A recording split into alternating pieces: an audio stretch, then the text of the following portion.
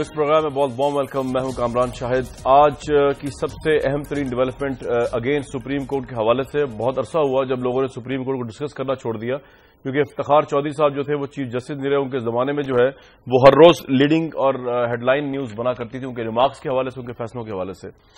آج جیو چینل جو ہے انہوں نے اپنے خلاف مبینہ منفی پروپیگنڈا بند کرانے اور کیبل پر مبینہ طور پر ان کی نشریات جو کہا گیا ہے کہ بند کی گئی ہے اس کو بحال کرنے کے لیے بیسکلی سپریم کورٹ کا دروازہ کھٹکھٹایا. اس کے لیے نہ انہوں نے سیشن کورٹ گئے جہاں مقدمے قائم ہیں obviously جیو کے خلاف, نہ وہ ہائی کورٹ میں گئے, وہ سیدھا سپریم کورٹ میں گئے اور وہاں پر جسٹس جواد ایس خواجہ کی سربراہی میں بینچ تشکیل دیا گیا. جسٹس جواد ایس خواجہ صاحب جو ہے ان کے متعلق یہ کہا جا رہا ہے کہ وہ جیو چینل کی جو مالک ہے میر شکیل الرحمان ان کے رشتہ دار ہیں. اس وجہ سے اعتراضات جو ہیں وہ سامنے آئے ہیں کہ شاید اخلاقی لحاظ سے جسٹس جواد ایس خواجہ صاحب کو اس بینچ میں نہیں بیٹھنا چاہیے جو اس شخصیت کے متعلق ہے جو ان کے رشتہ دار ہیں. لیکن جواد ایس خواجہ صاحب نے یہ کہا ہے کہ بینگ اے جج ان کے ضمیر پر کوئی بوجھ نہیں ہے اور وہ جو ہے فیصلہ ضمیر کے مطابق دیں گے, تو اس لیے ٹیکنیکلی ان کو کوئی روک نہیں سکتا اس بینچ میں بیٹھنے سے. جواد ایس خواجہ صاحب ان ججز میں سے ہیں ویورز جن کے متعلق یہ کہا جاتا ہے کہ نہایت کریڈیبل. جب افتخار چودھری صاحب پہ بھی میڈیا میں تنقید ہوا کرتی تھی ان کو مترازہ بنا کے پیش کیا جاتا تھا, لیکن جواد ایس خواجہ صاحب جو ہیں ان کے متعلق تب بھی یہ کہا جاتا تھا کہ وہ کریڈیبل ججز میں سے ہیں, غیر مترازہ ججز میں سے ہیں. آج وہی جسٹس جواد ایس خواجہ صاحب جو ہیں ان کے پاس سماعت ہے بہت اہم ترین کیس, کیونکہ یہ صرف ایک چینل کا کیس نہیں ہے, اس میں پاکستان کے دفاعی ادارے جو ہیں ملوث ہیں. ان کے متعلق جو کیمپین چلائی گئی اس کے بعد صورتحال یہ ہوگی کہ اب یہ ساری صورتحال نظر آ رہی ہے. اس میں حکومت پاکستان انوالو ہے جس کے متعلق الزام یہ ہے کہ وہ دفاعی اداروں کے بجائے چینل کے ساتھ کھڑی ہوئی ہے اور اس سے مزید ٹینشن بڑھی. تو بڑا اہم کیس ہے سپریم کورٹ کے پاس. آج سینیٹر فیصل الزابی صاحب ہمارے ساتھ موجود ہے, ہمیں تھوڑی دیر میں جو ہے ہارون رشید صاحب بھی جوائن کریں گے. سابق سینیٹر ہے فیصل الزابی. فیصل الزابی صاحب اگر شروع کر لوں آپ سے ہی میں, اس میں کیا اعتراض ہو سکتا ہے اگر جواد ایس خواجہ صاحب یہ کہیں کہ ان کو وہ ضمیر کے مطابق فیصلہ دیں گے, تو ہمیں ڈاؤٹ تو نہیں کرنا چاہیے جو جیو کا کیس ان کے پاس ہے؟ جی شکریہ کامران بھائی. میں آپ سے گزارش کروں کہ بالکل قانونی طور کے اوپر وہ یہ کیس ضرور سن سکتے ہیں, لیکن اخلاقیات بھی کوئی چیز ہوتی ہے اور وہ یہ کیس جو ہے آپ کو یاد ہوگا کہ ارسلان افتخار اور افتخار محمد چودھری کے کیس کے اندر بھی یہی گفتگو ہوئی تھی اور بارہا پھر بعد میں ان کو علیحدہ ہونا پڑا تھا اس بینچ سے, اور اس بینچ میں پھر کیس چلا تھا اور یہ موصوف موجود تھے. اور پھر وہ تاریخی کیس جو ہے جو کہ رشوت لینے والا اور دینے والا دونوں جہنمی ہیں, وہاں سے شروع ہو کے اور پاکستان کی تاریخ میں ایک نئی چیز اسٹیبلش کی سپریم کورٹ نے کہ وہ آپس کا لین دین تھا. تو جتنی بھی رشوت ستانی تھی پاکستان کے اندر یہ اسی کیس سے اسی دن سے جائز ہو گئی as per the order of supreme court. تو یہ کریڈیبلٹی ہے. آپ پتہ نہیں کون سی کریڈیبلٹی کی بات کر رہے ہیں, اس کا مجھے معلوم نہیں. جواد خواجہ صاحب کی ذاتی جو ہے حیثیت میں یہ کہہ رہا ہوں, بینچ کی بات نہیں, ذاتی حیثیت کی بات نہیں کر رہے, ذاتی حیثیت کی بات نہیں کر رہے. ہم فیصلے ڈسکس کر سکتے ہیں, ذات ہم نے کبھی ڈسکس نہیں کی. رائٹ. تو ایک بات بتائیے اب عابدی صاحب کہ اب پرسیپشن دو ہیں. ایک پرسیپشن یہ ہے کہ جیسے جسٹس جنرل ظہیر اسلام صاحب متعلق کمپین چلائی گئی, بعد میں ایک ایسا پروگرام بھی آیا جس سے مسلمانوں کی فیلنگز جو ہیں وہ بتایا گیا کہ ہرٹ ہوئی ہیں اور اس کے لیے ریلیاں نکلی ہیں. پھر اس کو لے کر کہا جا رہا ہے کہ سزا یہ نہیں, ایک تو یہ کہ سزا یہ کہ چینل بند کر دیا جائے جیو کو, دوسرا یہ کہ جی اگر معافی انہوں نے مانگ لی ہے, جیسے کہ انہوں نے ان کی اینکر نے معافی مانگی ہے, ادارے نے معافی مانگی ہے, تو اس بات کو اب آگے چلنے دیا جائے. مطلب اس بیس کے اوپر پیمرا نے جو 5 اراکین نے جو فیصلہ سنایا ہے وہ لوگ سمجھتے ہیں کہ وہ بہت زیادہ ہے. مطلب ابھی میں شامی صاحب گفتگو سن رہا تھا کل بھی اور آج بھی, وہ کہہ رہے تھے سزا اتنی ہونی چاہیے جتنی کہ آپ کا قصور ہے. جی میں آپ سے گزارش کروں کہ دیکھیں اخلاقیات ہی کی بنیاد پہ آپ چلیں تو اکرم شیخ صاحب جو ہیں جو یہاں پہ جیو کے وکیل بن کے آئے اس کیس کے اندر, وہ پروسیکیوٹر جنرل بھی ہیں غالباً پرویز مشرف کے کیس میں. تو ایک طرف آپ گورنمنٹ سے اپنے اس میعاد کے اندر ایک باقاعدہ 9 کروڑ روپے وصول کر چکے ہیں مختلف سروس چارجز کے اندر, اور یہاں پر آنے کے بعد آپ گورنمنٹ کے خلاف فیڈریشن آف پاکستان کے خلاف چونکہ یہ کیس ہے, یہاں پر آپ جیو کی طرف سے وکیل آ گئے. تو اخلاقیات تو یہ بھی کہتی ہے کہ ایک وقت کے اندر آپ دو طرف نہیں چل سکتے. جہاں تک رہی بات کہ کیس میں کیا ہوتا ہے, تو میں آپ کو یہ غالباً بتاتا چلوں کہ اسی پیمرا ایکٹ کے تحت, ایکٹ نمبر 29 کے تحت مجھ پر 2 سال پابندی رہی اسی پاکستان کے اندر, اور پچھلے دنوں ایک private T V channel capital پہ بھی 3 دن کے لیے پابندی رہی اسی قانون کے تحت. تو یہ تو فیصلہ خیر عدالت نے کرنا ہے چونکہ کیس عدالت کے اندر ہے, لیکن ایک سرہن مذاق مجھے جو نظر آیا وہ یہ کہ ایک ارجنٹ ہیئرنگ لی گئی حامد میر کیس کے اندر CMA کی درخواست دے کے, اور آج ہی کے دن وہ کیس لے کے, اور پھر 48/2014 بھی آج ہی کے دن لگا لیا گیا جو کہ یہ کیس ہے جیو کا. اب مجھے اس میں انتہائی تعجب یہ ہوا کہ اس میں جج صاحب کہتے ہیں کہ 1 بجے تک جو بھی اپوزیشن کرنا چاہے وہ آ جائے. پتہ نہیں شاید وہی سمجھ رہے ہیں کہ ہم باہر سپریم کورٹ کے باہر سڑک پہ کوئی رلی ڈالے یا کوئی کمبل اوڑے یا لحاف اوڑے لیٹے ہوئے اور ان کی اس آواز کے اوپر کہ وہ 1 بجے آپ تشریف لے آئے. اتنا ارجنٹ انہوں نے کال دی کہ اگر کوئی پاکستان میں کسی بھی گوشے میں چلا گیا ہو تو وہ اپالو 11 پہ بیٹھ کے فوراً سپریم کورٹ پہنچ جائے یا کوئی پرتھوی میزائل کے اوپر بیٹھ کے سپریم کورٹ آ جائے کہ وہ 1 گھنٹے کے اندر وہاں پہنچ جائے اور وہاں پر وہ اپوزیشن کر لے. یہ کیس تو چلا ہی نہیں پھر. رائٹ. اس کیس کو نتھی کیا جا رہا ہے میڈیا کمیشن کیس کے اندر, حامد میر کیس کے اندر. یہ ایک الگ ڈیفرنٹ کیس ہے اور اس کیس کی نوعیت یہ ہے کہ اس کے اندر توہین اہل بیت علیہ السلام جو کہ کی گئی اس کو انہوں نے خود درج دیا ہے. میرا جیو کی انتظامیہ کو چیلنج ہے کہ باقی چھوڑو, اسی کیس پہ آؤ, تم سے لڑتے ہیں. ہتھیار بھی تمہارا, میدان بھی تمہارے, کمان بھی تمہاری اور تیر بھی تمہارا. آؤ اسی کیس پہ لڑے اور اسی کیس کے اوپر آپ فارغ ہیں. یہ گارنٹیڈ میں آپ کو کہہ رہا ہوں کہ اگر یہ کیس میرٹ پہ چلا جیو چینل ویسے ہی بند ہو جائے گا. اس میں کوئی دو رائے نہیں ہے. آپ کو لگتا ہے کہ جی وہ اس میں اپنی اس میں اگر یہ کیس یہ میرے کیس کل رات مجھے ملا دیر سے, ورنہ میں کل ڈسکس کرتا. اس کیس کے اندر وہ اپنی غلطی تسلیم کر چکے ہیں. اب جو مدعی ہیں جن کی 17 تاریخ کو ہیرنگ تھی, محمود اختر نقوی اور صاحبزادہ حامد رضا, اب ان کے کیس کی آج پھر نمبر لگا کے اور ابھی تک ڈیٹ نہیں دی گئی.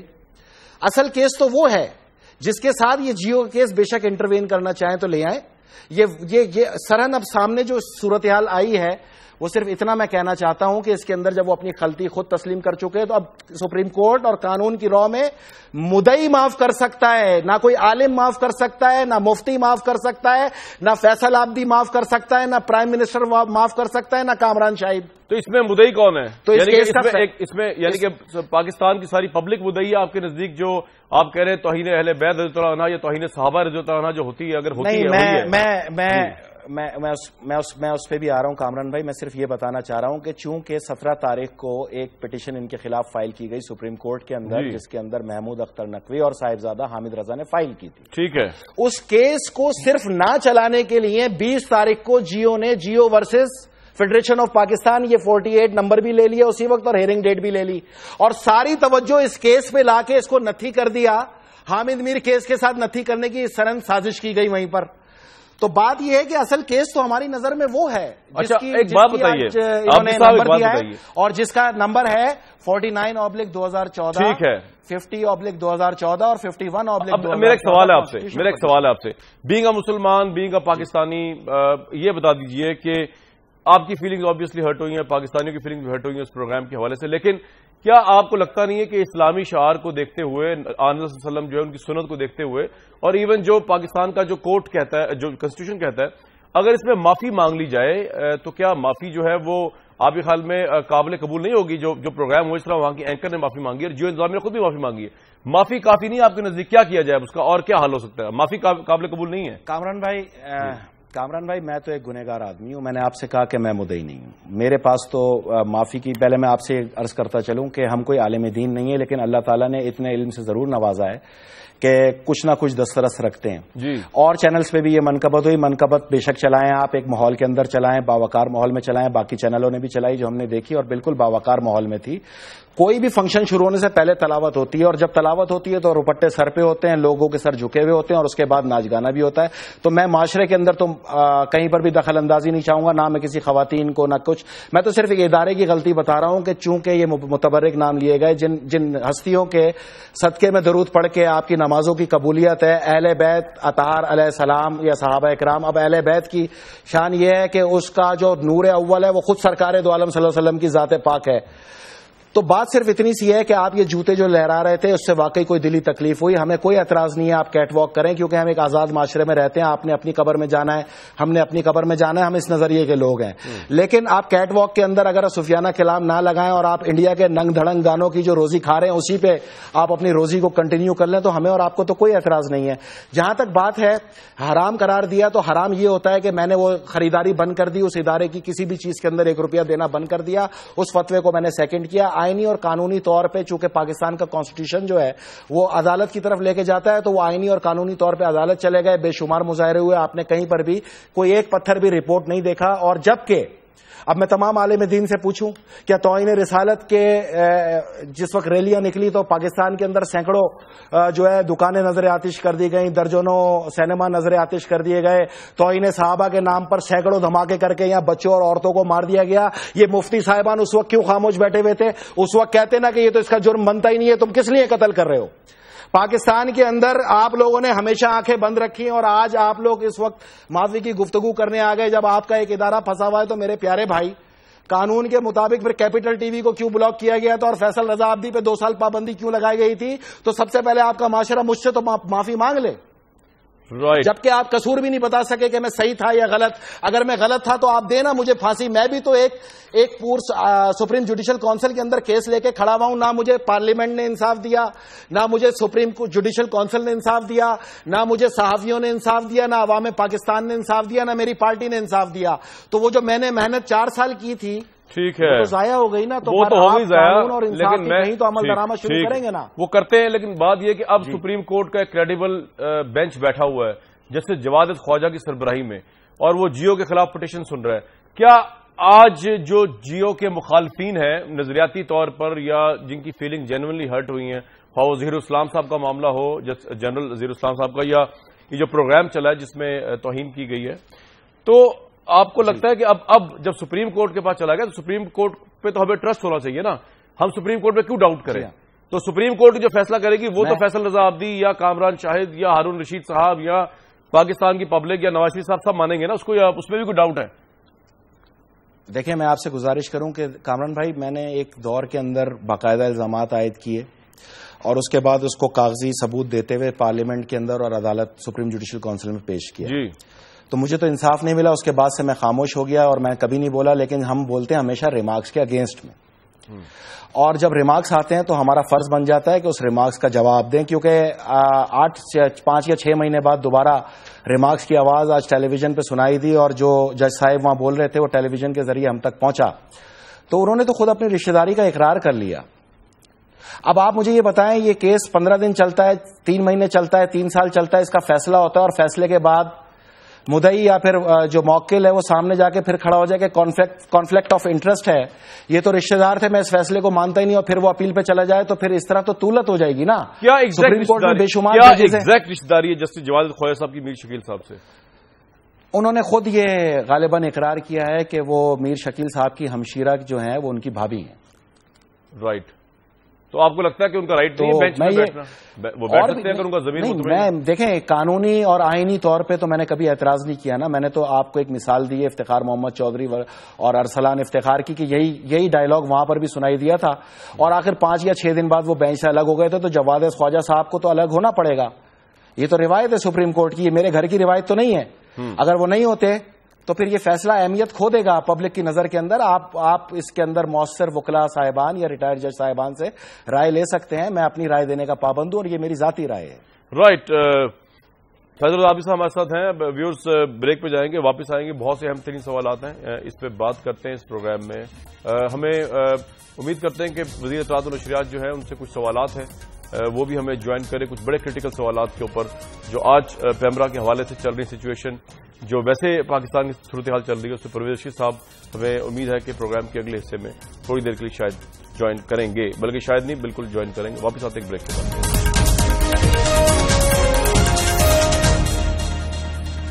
پروگرام بہت وارم ویلکم بیک، ہمارے ساتھ فیصل رضا عابدی صاحب موجود ہے اور ہارون رشید صاحب نے ہمیں جوائن کیا ہے۔ ہارون رشید صاحب، میں فیصل رضا عابدی صاحب سے بات کر رہا تھا ابھی، سوال یہ اٹھتا ہے کہ پیمرا کے پاس ہی جانا چاہیے تھا، جیو کو سپریم کورٹ کی طرف چلی گئی ڈائریکٹ ریلیف کے لیے؟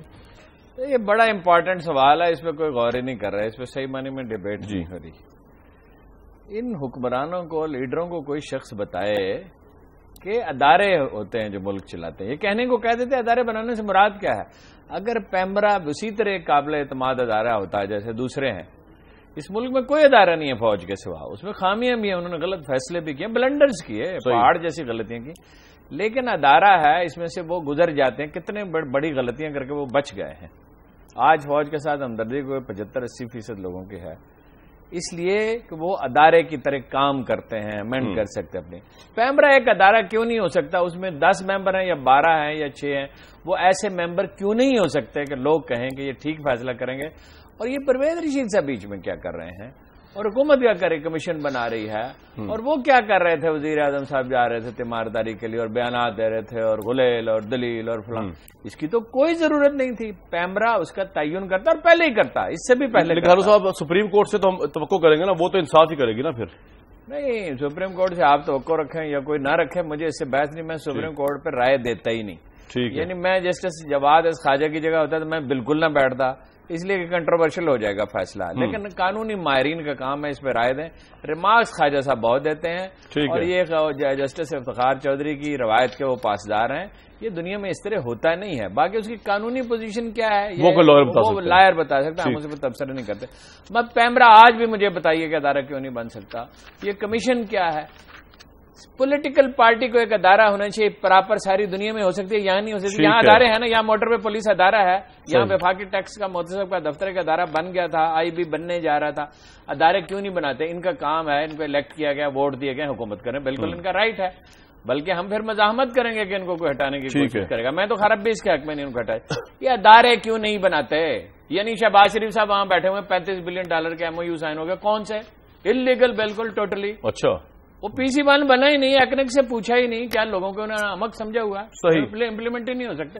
اس طرح نہیں چلتی حکومتیں, معاملات اس طرح نہیں چلتی. بے چینی پیدا ہوتی ہے, خرابی ہوتی ہے, ترقی ہو نہیں سکتی, امن ہو نہیں سکتا. جو کرنے کے کام ہے دہشت گردی وہ تو نہیں, یاد نہیں. یہ آپ کا پوائنٹ بڑا امپورٹنٹ ہے ہارون صاحب, اسی کو آگے بڑھاتا ہوں. فیصل رضا صاحب یہ بتا دیجیے, 2 پرسیپشن ہے اس وقت. ایک پرسیپشن تو یہ ہے کہ بیسکلی افواج پاکستان کے لیے جو ریلیز نکل رہی ہیں, ہو سکتا ہے آپ بھی اس میں شامل ہوں, جماعت اہل سنت بھی شامل ہے, دوسری پارٹی جماعت الدعویٰ بھی شامل ہے, پی ایم ایل کیو بھی شامل ہے. یہ لگ رہا ہے کہ یہ فوج سے اظہار وہ ہے, یکجہتی کیا جا رہا ہے, خواہ وہ جیو کا معاملہ لے کے ہو, خواہ وہ پرائم منسٹر نواز شریف صاحب کی پالیسیز کو لے کر ہو, فوج کے حوالے سے. دوسرا یہ کہا جا رہا ہے, اسے پرویز رشید صاحب بھی کہتے ہیں, دوسرے لوگ کہتے ہیں کہ جناب یہ بیسکلی سازش ہے جو اس حکومت کے خلاف کی جا رہی ہے. What's your take on it Faisal صاحب, یہ فوج کے لیے ریلیز نکل رہی ہے؟ بیسیکلی میں آپ کو بتاؤں کہ میں قوم پاکستان کو مبارکباد دوں کہ 13 سال بعد شمالی وزیرستان میں آئین پاکستان کی حکمرانی کا آغاز دوبارہ ہونے جا رہا ہے.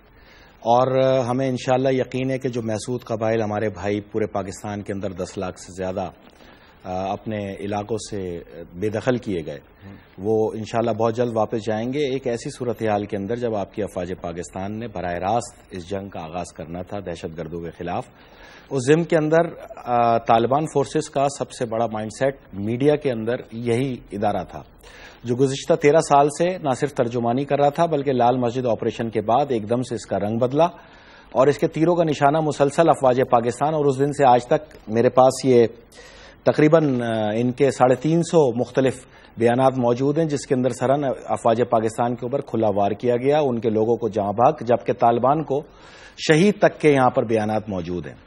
تو ایسی صورت میں یہ ادارہ جو ہے یہ وار کر سکتا تھا, لیکن مسئلہ یہ ہے کہ اس کے بعد ایک معزز صحافی کے اوپر ایک قاتلانہ حملہ جس مائنڈ سیٹ نے بھی کرایا اور اس کا رخ جس طرح افواج پاکستان پہ موڑا, اور پھر آپ نے دیکھا کہ چند ہی لمحوں کے اندر D G I S I اور افواج پاکستان پہ جس طرح وار کیا گیا جو 9 گھنٹے کے دائرہ کار پہ محیط رہا.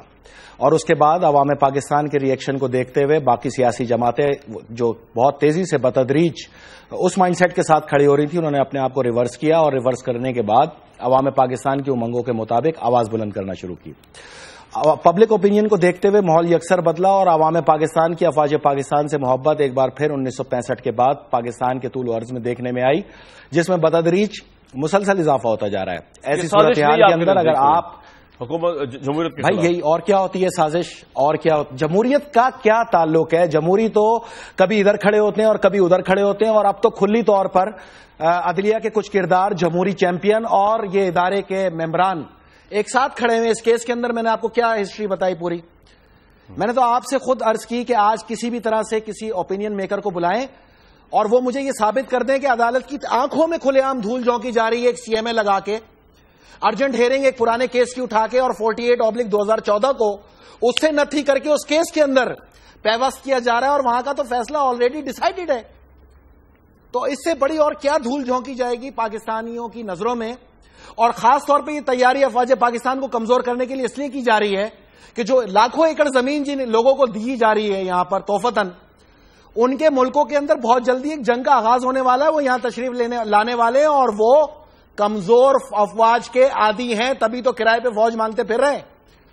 تو یہ آپ کو سمجھنا پڑے گا. اگر اب بھی آپ لوگوں نے آنکھیں نہیں کھولی فیصل صاحب ویسے آپ بیگا پالیٹیشین آپ مارشل لا کو سپورٹ تو نہیں کرتے نا، یا کریں گے؟ بھائی میری تو آواز ہی جمہوری مارشل لا ہے نا، میں کوئی ڈکٹیٹر کا مارشل لا تھوڑی مانگتا ہوں. میری آواز جمہوری مارشل لا ہے. جمہور چاہے گی تو لگے گا.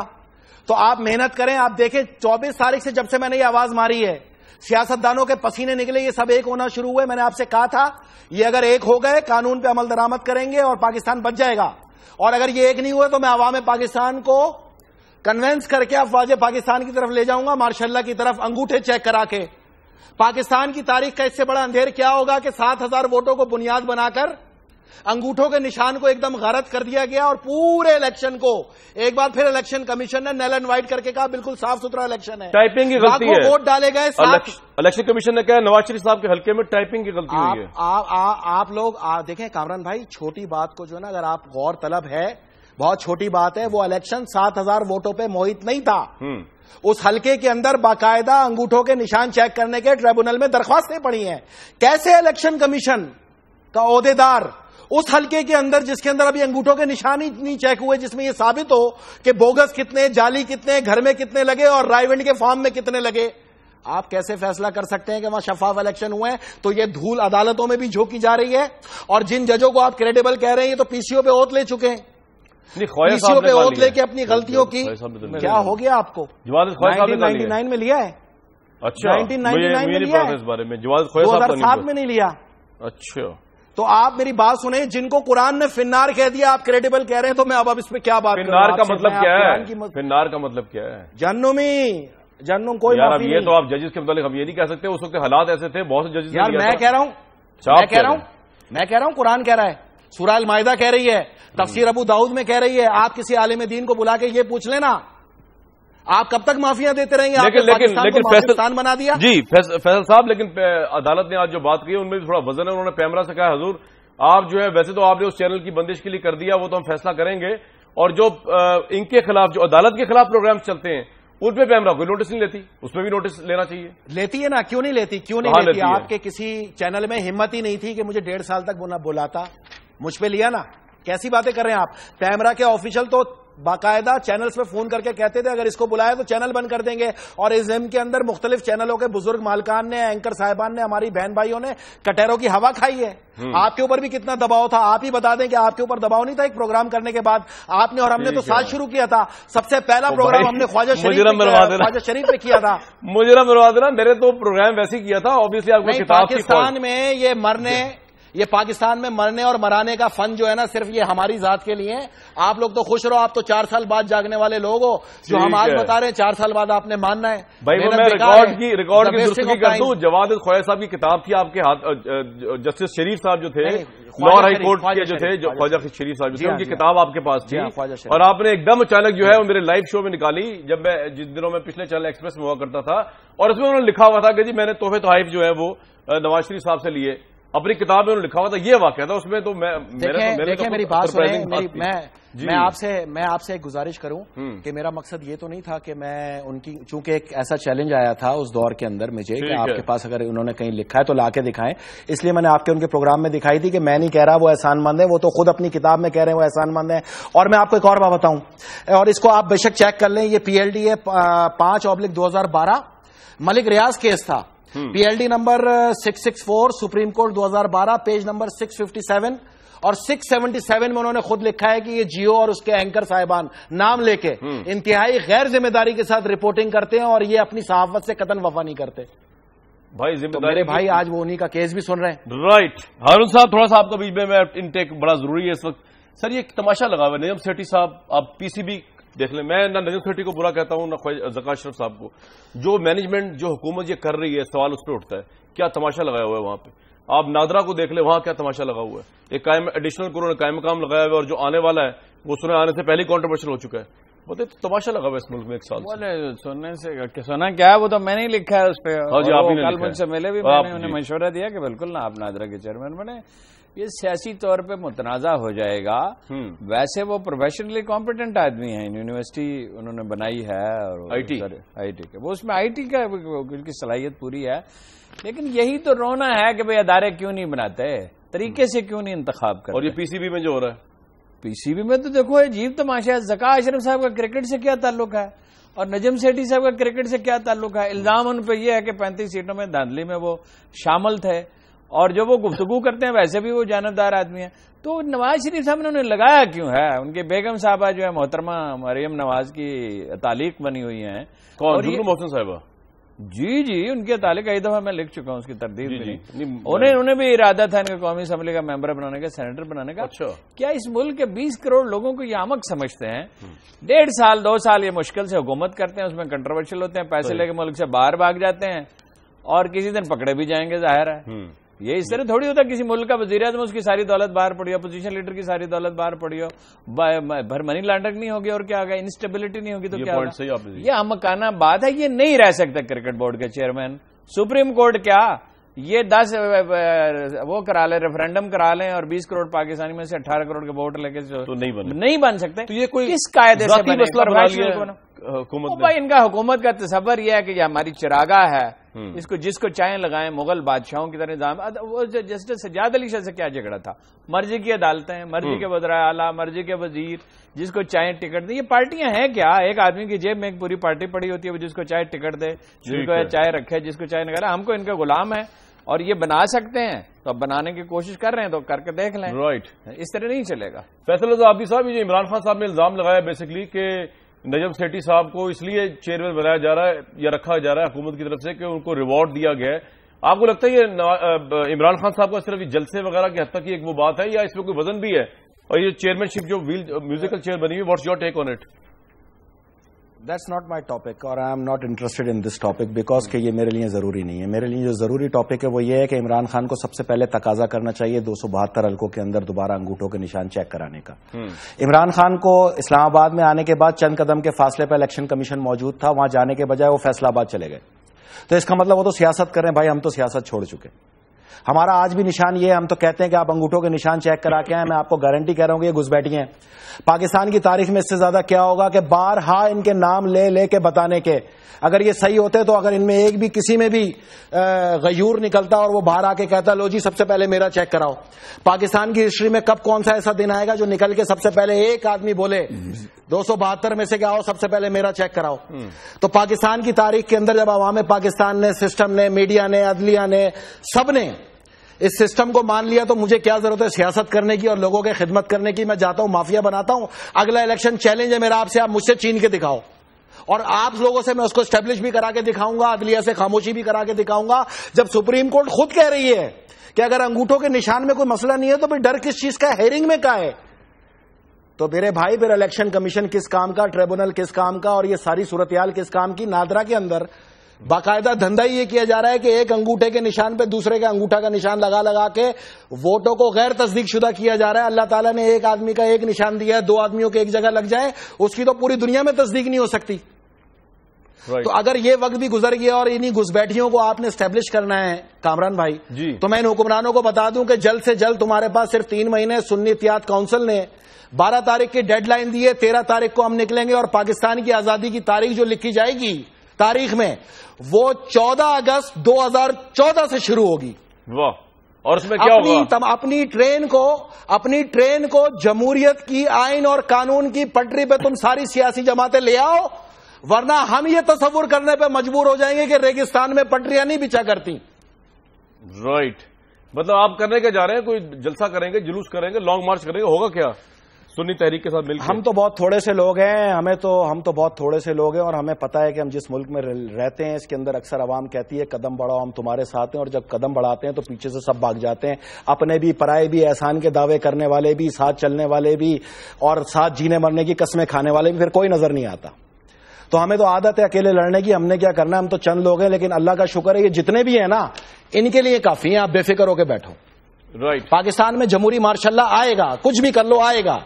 نہیں تو آپ سب ایک ہو جاؤ، آپ آئین و قانون کے مطابق چلو، آپ آئین کی شکوں کی پیروی کرو. آپ اس آئین کو اگر اہمیت آپ نہیں دو گے تو پھر ہم اس کی حمایت کرنے والے کی تحویل میں دے دیں گے جس کا نام افواج پاکستان ہے. افواج پاکستان سے تو ہم آج کہتے ہیں کہ اگر اس انصاف کے اندر کہیں پہ بھی انہوں نے معاف کرنے کی کوشش کی، اب یہ آپ کی ذمہ داری نہیں رہی ہے، یہ عوام پاکستان کی ہے، پھر ہم افواج پاکستان کے خلاف بھی احتجاج کریں گے. اگر اب ان کو معافی دی کسی کو بھی، کس کی معافی کی بات ہو رہی ہے؟ یہ اس ادارے کو، جی اے کو، جس نے تذلیل کی افواج پاکستان کی. افواج پاکستان ایک ادارہ ہے، لیکن 18 کروڑ عوام کی وہ سروں کا تاج تو ہے نا، جس کو ہم اپنا حفاظت کا ضامن سمجھتے ہیں. اس کی تذلیل ہونے کے بعد اگر 256 کے تحت آپ مذاکرات کرنے جاؤ ایک ملیٹنٹ ملیشیا سے، تو آئین کدھر ہے؟ آرٹیکل 20 کی خلاف ورزی، آرٹیکل 5 کی خلاف ورزی، پارلیمنٹ کی بالادستی کدھر ہے؟ پارلیمنٹ کا سرچ انجن جو ہے وہ اسٹینڈنگ کمیٹی ہوتی ہے. میں اس اسٹینڈنگ کمیٹی میں خود تھا جس نے کہا کہ 3G 4G جب تک پچھلے 103 ارب روپے نہ لیے جائیں اس وقت تک اس کی سیل نہیں کی جائے. انہی کمپنیوں کو اس کو دھجیاں اڑا دی گئی. پارلیمنٹ کدھر ہے؟ رائٹ، یہ تو چند شخص چلا رہے ہیں. رائٹ. فیصل عابدی صاحب ایک بریک لیں گے ویورز یہاں پہ، بریک سے واپس آتے ہیں ہم.